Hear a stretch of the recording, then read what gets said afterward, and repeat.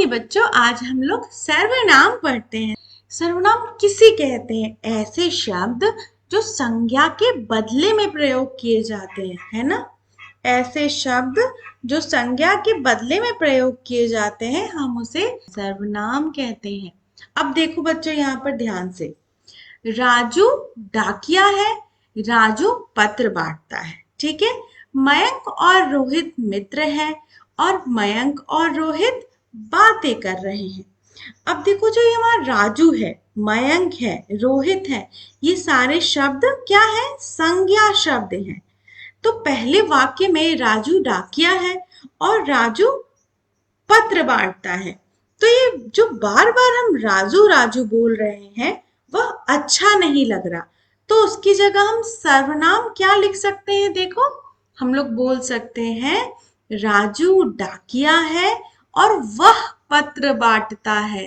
तो राजू की जगह हमने क्या यूज किया? वह, है ना।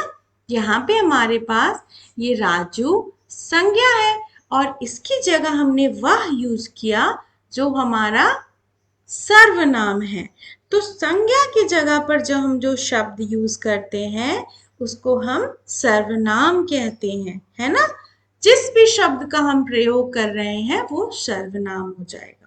दूसरे शब्द में देखिए, मयंक और रोहित मित्र हैं। हम दोबारा एक ही, मतलब आपके पास लाइन में दोबारा से बोल रहे हैं, मयंक और रोहित बातें कर रहे हैं। तो अब इस दोनों जो संज्ञा हमारे पास शब्द हैं, उसकी जगह पर हम क्या सर्वनाम यूज कर सकते हैं? बताइए, कौन से सर्वनाम का प्रयोग किया हमने?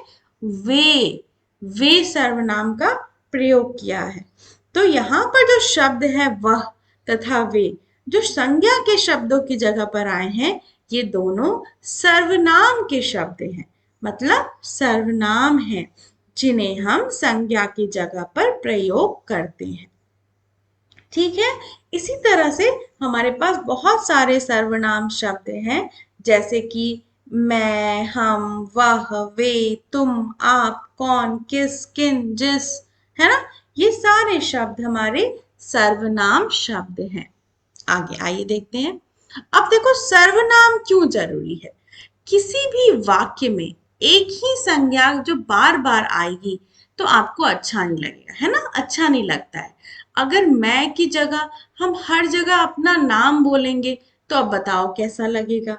अब देखो, उदाहरण के लिए लेते हैं, ये मान लो रीना है, तो रीना अपने बारे में बताना चाह रही है, तो सपोज करो ऐसे बोलती है, रीना रीना की कक्षा में प्रथम आई है, इसलिए रीना के पिताजी और रीना के छोटे भाई को आइसक्रीम खिलाने ले गए।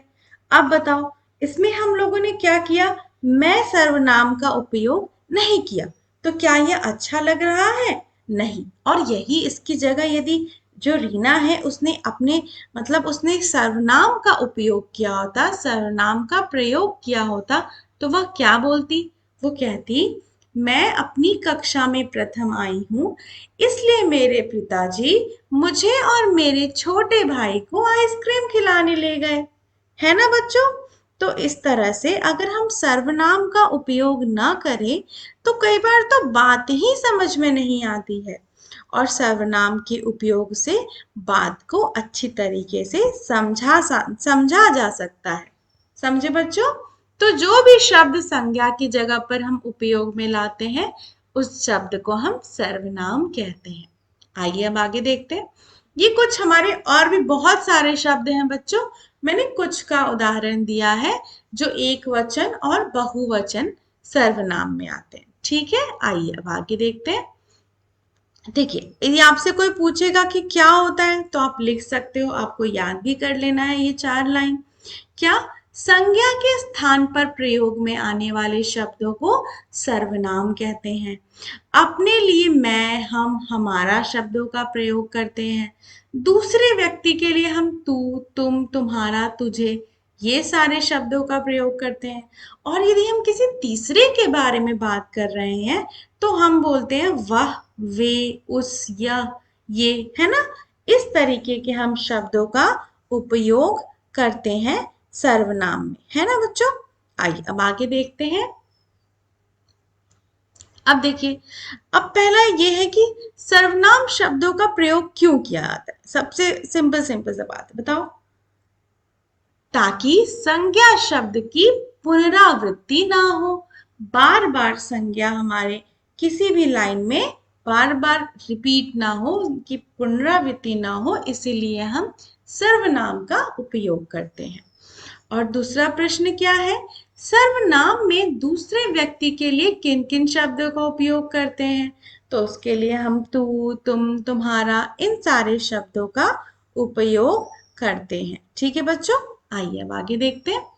नीचे लिखे गए सर्वनाम शब्दों में से सही शब्द चुनकर वाक्य पूरे कीजिए। ये हमारे सर्वनाम शब्द हैं। अब देखो, इसको हमें लिखना है। अब देखो, यहाँ पे डैश है, सदा सच बोलना चाहिए। तो क्या होगा, हमें सदा सच बोलना चाहिए। दूसरा देखो, कल विद्यालय नहीं जाऊंगा। तो क्या होगा, कल मैं विद्यालय नहीं जाऊंगा।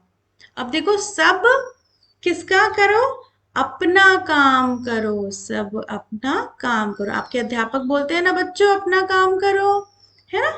यह पुस्तक, बताओ क्या होगा, यह पुस्तक उसकी है ना बच्चों। जो आपके पास ये सारे शब्द हैं, इन्हीं में से आपको यहाँ पर रिक्त स्थान पर लिखना है। यह पुस्तक उसकी है। अब देखो, डैश मेहनत करनी चाहिए, तुम्हें मेहनत करनी चाहिए, है ना।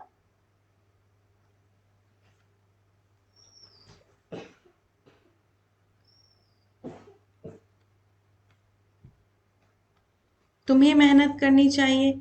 बाहर कौन खेल रहा है, बच्चे बगीचे में हैं, ये थोड़ी देर में आ जाएंगे, है ना। तो आप इस तरीके से सर्वनाम शब्द लिख सकते हैं। ठीक है बच्चों, अब देखो, पुनरावृत्ति संज्ञा शब्दों के स्थान पर सही सर्वनाम का प्रयोग करके वाक्यों को दोबारा लिखिए।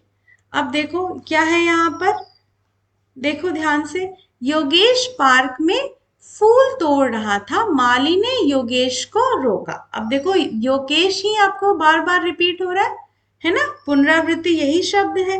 तो आप यहां पर क्या लिख सकते हैं, उसको, माली ने उसको रोका। अब देखो, रीना ने पिताजी से 100 रुपए मांगे, पिताजी ने दे दिए। तो अब यहाँ पर क्या हो गया, पिताजी रिपीट हो रहे हैं।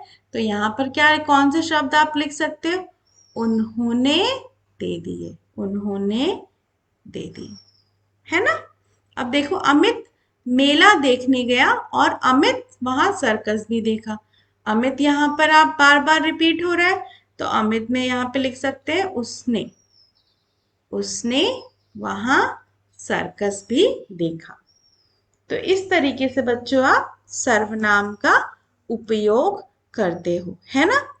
और आपको कोई भी डाउट होगा इसमें, तो फिर मुझे आप कमेंट सेक्शन में बता सकते हो। और सर्वनाम को इंग्लिश में क्या कहते हैं बच्चों, सर्वनाम को इंग्लिश में कहते हैं प्रोनाउन, है ना। जो नाउन के जगह पर यूज हो रहा है, जो जिस शब्द का हम नाउन मतलब संज्ञा के जगह पर उपयोग कर रहे हैं, उसको हम प्रोनाउन कहते हैं। ठीक है बच्चों, ठीक है, धन्यवाद मेरे प्यारे बच्चों।